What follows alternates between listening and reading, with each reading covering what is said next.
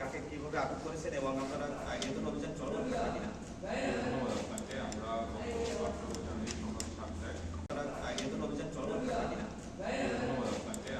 রহমানের রহিম, আমি lieutenant commander Abrar, আমি operations officer Bangladesh coast guard পশ্চিম জোন।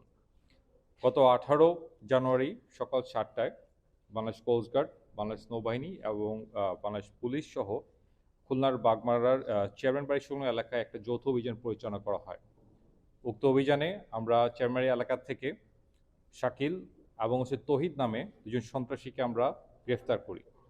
পরবর্তীতে এই সন্ত্রাসী দ্বয়ের তথ্যের ভিত্তিতে আমরা খুলনার বাগমারা, চেয়ারম্যান বাড়ি, টুটপাড়া এবং তৎসংলগ্ন এলাকায় সাঁড়াশি অভিযান পরিচালনা করি এবং উক্ত অভিযানে আমরা একটি বিদেশি রিভলভার, একটি 7.65 মিলিমিটার রেঞ্জের একটি পিস্তল, একটা ম্যাগাজিন, 7 রাউন্ড তাজা গোলা এবং 350 গ্রাম গাঁজা উদ্ধার করি।